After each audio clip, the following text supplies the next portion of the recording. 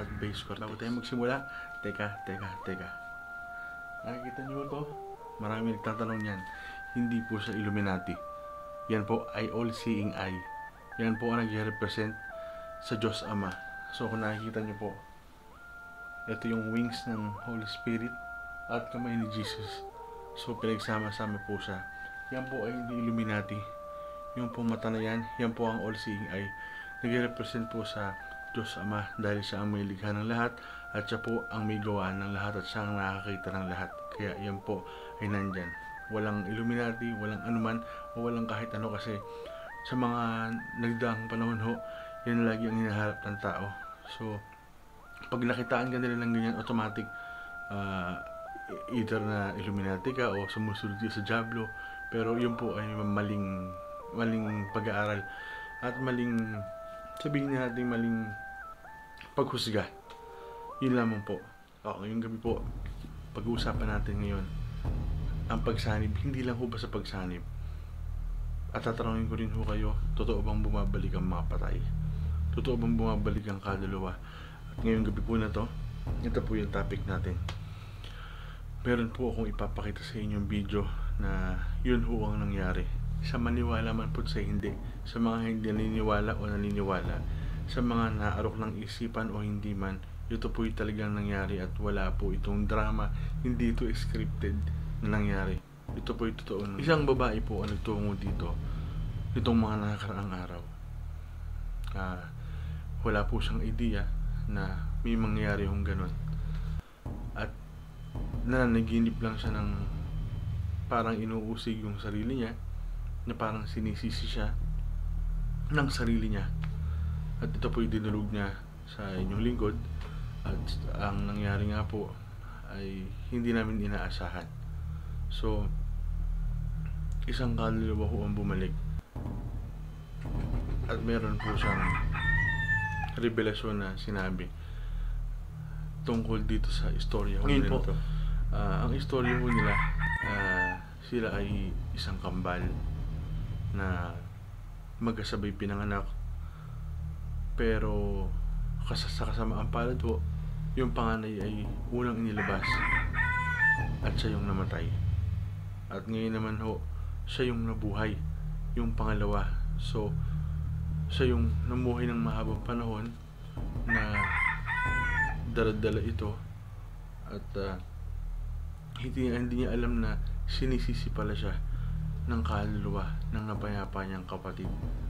So, mahirap po itong paniwalaan, pero ito po yung totoong nangyayari.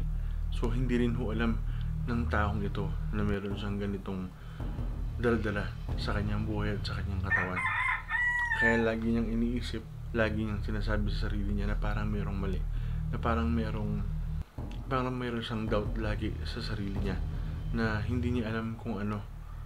Parang laging may kulang, parang lagi siyang may second thoughts na yun pala, yung kakambal niya, yung nakakapit sa katawan niya.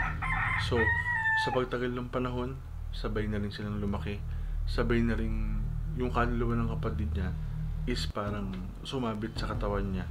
So, kung tumatanda siya, tumatanda rin yung kaluluwa.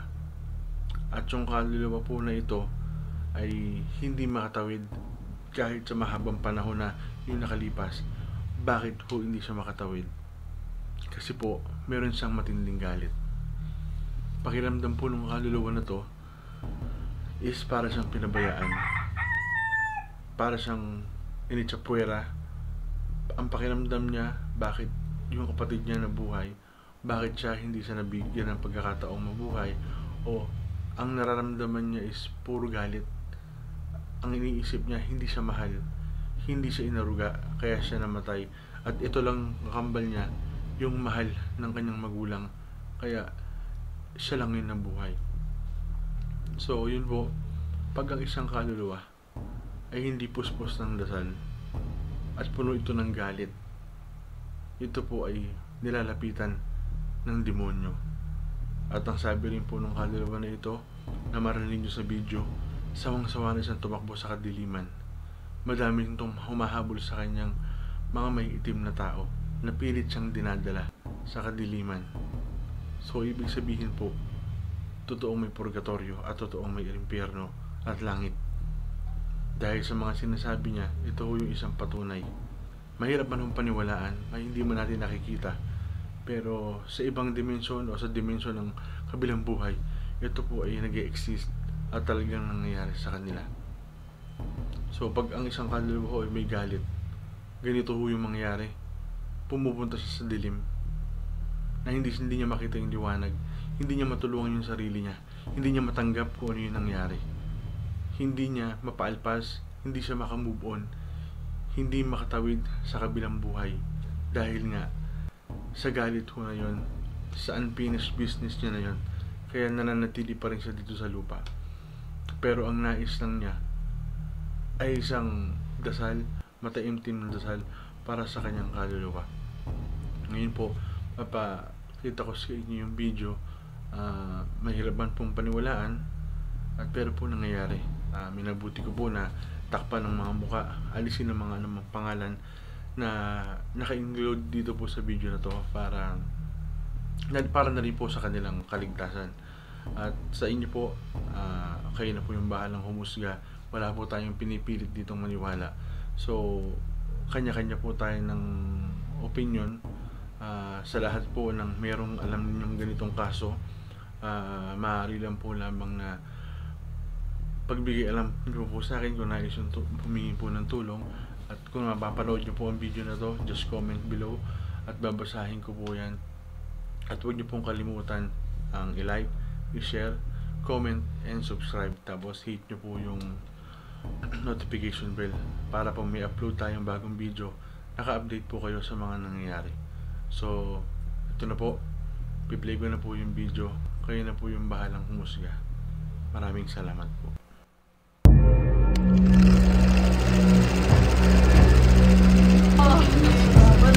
Kaya mong tanggalin yung galit mo. Gusto ko na nga matapos ko.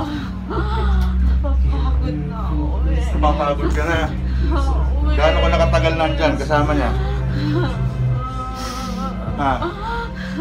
Gaano nakatagal? Matagal na nga eh.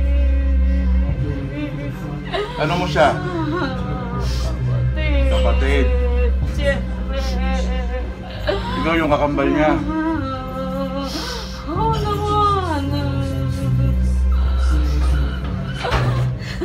Tama na ako. Anong gusto mo mangyari? Gusto ko na matahimik.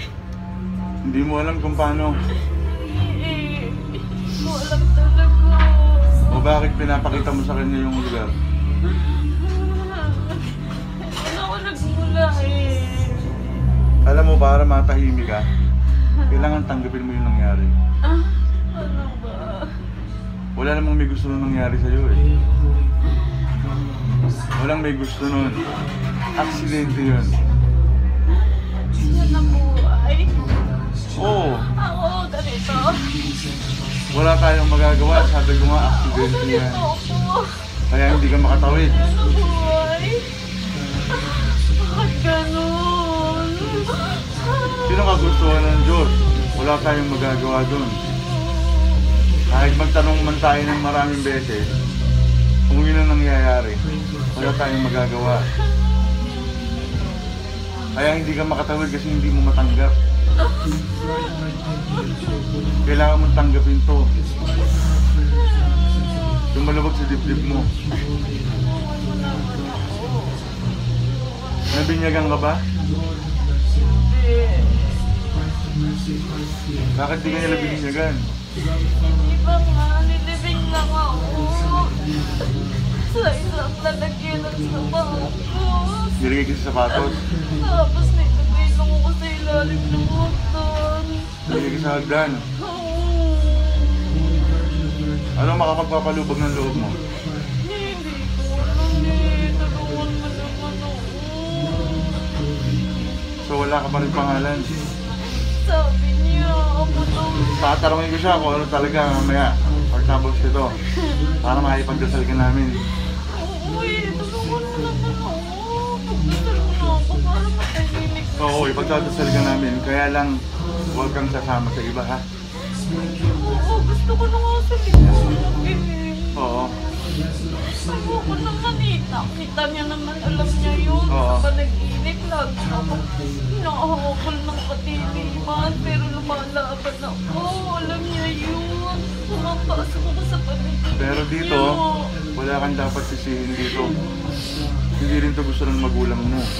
Alam mo ba? Mabait naman po ako. Mabait siya.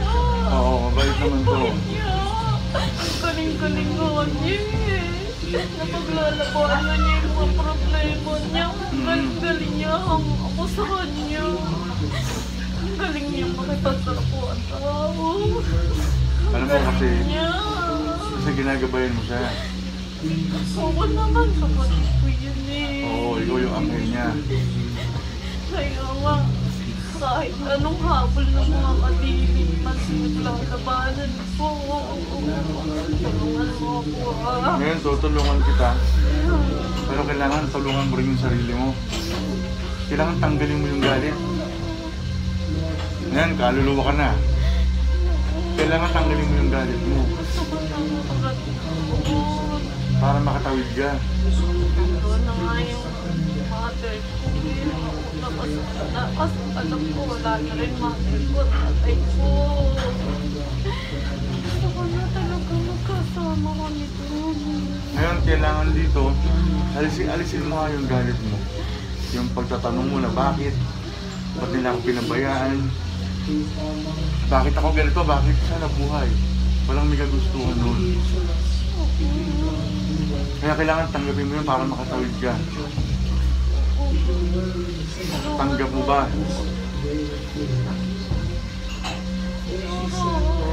Pilitin mo. Tanggapin mo na lang maluwag sa dibdib mo. Para makatawid ka na rin, para makita mo yung liwanag. Yung sama ng loob, hindi yan nakakatulong sa isang kaluluwa. Yung galit, pwede kanyang padilimin. Pwede kanyang daling sa dilim. Kita mo, nasa dilim ka, di ba? May mahal. Oo, yun, hinahabol ka ng nakakaan mo. Kaya kailangan tanggapin mo na. Kailangan alisin mo na sa isip mo. Ikaw yung anghel niya. So, ikaw lang yung makakagabay din sa kanya. Kaya kailangan tulungan mo din siya.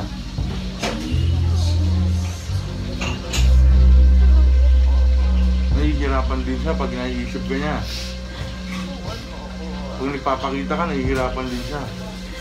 Tulungan mo ba ako? Patutulungan kita. Pangako mo din. Patutulungan mo yung sarili mo. Alisin mo na yung galit, ha? Tapos, manatili ka lang sa lugar na maliwanag. Ha? Oo. Promise, tutulungan kita.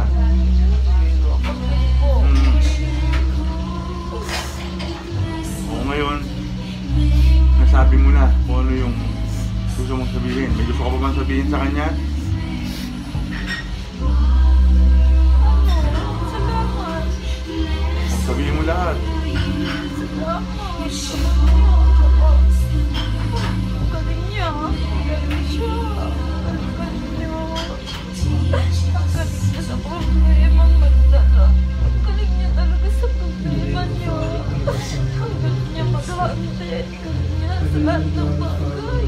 Sa mga kapatid niya. Galing niya. Sa mga kapatid namin. Galing niya. Nabuhay siya naman. Ang dami problema na lalabanan niya. O, diba? Kaya ka parang naingit pa ako sa kanya eh. Alam mo, Oo, ganito lang. hindi ka dapat may... Tumatakbo sa kung saan. Hindi ka dapat mainggit. Lagi ka humingi ng tulong din sa kanya. Kaya kanya ipagdasal. Lagi niya mo na ako pinagdasal. Lagi niya ako dinadasal. Hindi niya ako inaalis sa isip niya. Oo, ganun ganyan kamahal.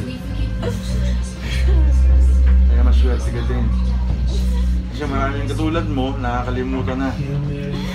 Pero ikaw, hindi pa rin nakakalimutan. Kung akala mo na kinalimutan ka na nila, hindi. Maaaring iba kinalimutan ka pero siya hindi.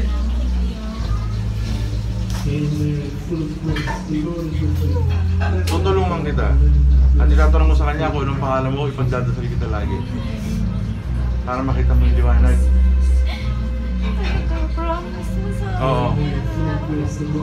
Oo. Kasi nahihirapan ako. Tagal-tagal na kasi panahon eh. Pagod na ako eh. Oo, nakakapagod tumakbo ng malayo. Oo naman. Kung saan-saan ako nakakarating. Hindi ko mahabol na mga nakaitim. Kailangan mag-stay ka lang sa liwanag, ha?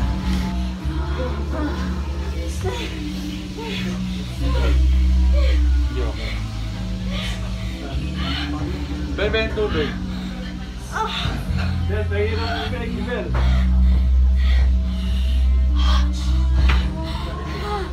Ay, Diyos ko po. Hindi. Diyos ko. Lord. Diyos ko po. Sumutubig.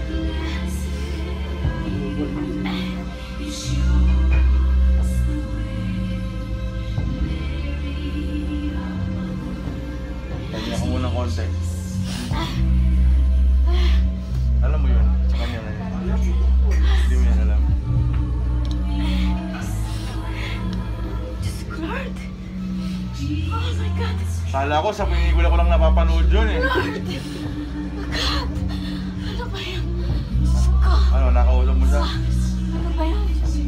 Ano pa ba yun? Nakita mo siya? Hindi ko maintindihan. Lord. Ano sinabi sa'yo? Ano ba yun? Bakit ano? Gusto mo nang makalaya? Oo. Hirap na siya eh. Nakita mo yung kapatid mo? Diyos ko. Meron kasi siyang kapatid. Sabay silang pinanganak. Namatay yung isa. Siya yung nabuhay. So hanggang ngayon, yung kaluluwa nun, hindi pa rin nakakatawid. So lagi niya yung kasama. Parang tao rin, pag sumasama yung loob natin, mahanap tayo ng pwede nating isisi sa kapwa. So siya rin ganun. Pag sumasama yung loob ng kaluluwa, sinasabi niya na hindi siya minahay. Kasi namatay siya. Yun ang hindi makapagpalaya sa kanya. Kasi nung nasa trabaho ko noon, ang kapatid ko nag-asikaso, kapatid kong lalaki, sinamahan siya, tinawag niya yung pare. Dinala niya dun sa ilalim ng hagdan. Pinaspasan ng pare. Para siyang bininyagan ng pare. Pero bakit parang ganun ah? Sa kanya, hindi pa rin pagbibinyag yung ginawa ng pare eh. Kasi hindi pa niya maintindihan yun kasi bata pa din siya nun. Wala akong Binigyan na siya ng pangalan ng pare. Kaya Wala pa bakit siyang ano sinasabi niya hindi pa siya nabinyagan? Pero labas-basa na siya ng pare eh. Yun, marahil hindi niya maano yun, hindi niya matandaan yung mga nangyari na yun. Akala ko nakatawid na siya, bakit hindi pa rin? Kailangan doon ng dasal. Kasi nahihirapan din ako eh. Hindi rin ako matahimik. Pag ganun, kailangan mo siyang pagpamisa. Lagi. Para sa kaluluwa niya, para sa... Kunyari may alam kang mayroong pwedeng pagpamisa. Pagpamisa mo siya. At dito rin, sasama ko rin siya sa dasal. Pakita siya sa'yo, Sa isip lang, pero anong itsura niya? hindi ko siya makita sa itsura. Pero yung isip ko, alam ko nandito kasama ko siya. Hindi ko makita yung sarili niya, pero ang isip niya, nasa isip ko siya. Sa puso ko. Kasi kayo tambal kayo, kaya ganun. Ang mabait ng taon ko na kasi dinadala yun eh. Huwag mong isipin na Kung ikaw bakit yung... ayaw niya akong alisin sa bahay niya yun. Ang pinapaano niya kasi sa'yo, palagi kanyang pinababalik doon para maalala mo kung yung nangyari. Pero huwag mong isipin na ikaw yung may kasalanan kung bakit nangyari yun. So yan ho, napanood nyo na yung video. Maraming umiikot na tanong sa ating isipan. Paano nangyari yun? Ano yung sinimulan? Paano nagsimula? At paano natapos? At ano yung nararamdaman ng mga taong nagkakaganito? Marahil ho, ito'y isang personal na bagay sa kanila. So, maaring meron tayong gustong sabihin sa kanila sa mga taong ito, o lalo na dun sa nasa video kanina, pero siya lang ang tanging nakakaintindi nito, at sila lang, at ang Diyos lamang ang nakakaalam kung bakit ito nangyayari. Siguro narinig ng Diyos yung dasal ng kaluluwa na iligtas na siya at tapusin na yung kaparusahan na kanyang nararamdaman dun sa ilalim, sa kadiliman, at gusto niya nang makakita ng liwanag. Ngayon po, tapusin ko na po yung video natin, at marami pa po tayong susunod na video, at abangan nyo po yung susunod nating video na kung paano at bakit kine-cleansing, nililinis ang isang bahay. Yan po yung abangan ninyo. Kaya sa mga susunod na video, update ko po kayo. Like nyo na po, share, and subscribe. Maraming salamat po.